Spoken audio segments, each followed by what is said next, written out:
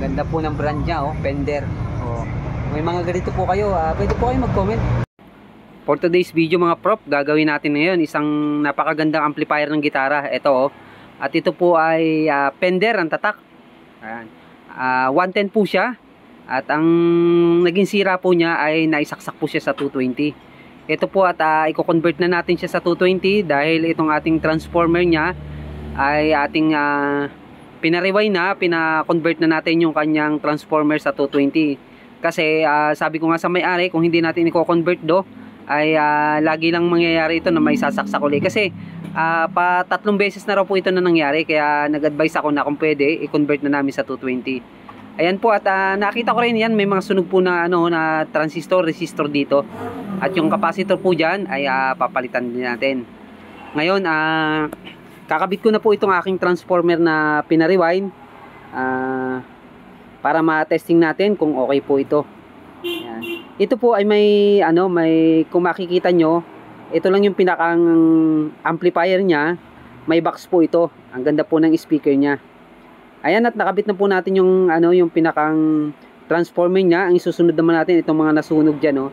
May nasunog po kasi na resistor at yung diode niya. At syempre ito po masyadong maliit itong capacitor niya. Gagawin ko po diyan, tataasan ko po kasi nakakabit lang dito ay 4,700 microfarad. Gagawin ko po yan na 10,000 microfarad, tapos tataasan ko po yung voltahe kasi gagawin na po natin yan na 220 para po mas maganda yung kanyang bayo. At hindi po siya mabibitin yung kanyang supply. Mas maganda po kasi pagka napalitan natin ng magandang medyo mataas na microfarad ng capacitor. Yan. Yung resistor naman po nating nasunog dito ay syempre kailangan din po natin yang mapalitan. Kasi anong nangyari po rito nung naisaksak sa 220, hindi po kaagad na bunot kasi sabi nga nung may-ari hindi naman siya ang nakasira kundi hiniram sa kanya. At kagandahan po kasi nitong kanyang amplifier ay original po ito. Kaya willing po talaga si sir na maayos natin ito. At matutuwa ito kapag natapos po natin at ito ay naka-convert na sa 220. Ayan po. Makikita natin na talagang yung pagkakasaksak nito ay hindi kaagad niya nabunot ng nakasira. Siguro ang akala rin po nila ay 220 kaya ganyan hindi kinila kaagad nabunot. Medyo matrabaho lang din po konti ito gawin. Medyo matrabaho dahil po marami rin po kasi itong mga control na kailangan mong tanggalin yung mga knob niya.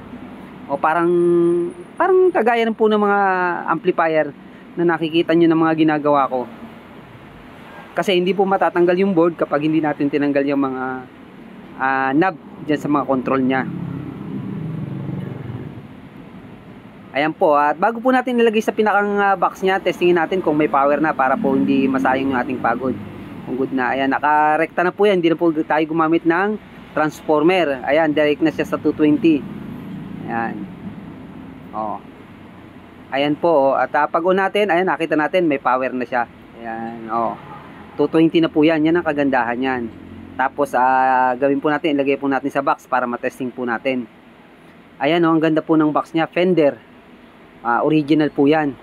Sasalpak natin itong ating ginawa dahil nandito po yung kanyang pinaka speaker, stereo po, dalawa po ang ginamit niya na speaker. Left and right din po kasi ito, yun ang kagandahan niya. Yung iba po kasi na ganito kalimitan ay mono lang, ito po stereo to, left and right po talaga, kaya siguro may kamahalan din po ito. At bukod doon ay may sentimental value na rin sa kanya kasi medyo lumang modelo na pero napakaganda pong klase. Ayan mapapansin nyo ang ganda ng niya ng speaker niya. Ayan po dalawa. Branded din po yung kanyang speaker, original pa po yung kanyang speaker.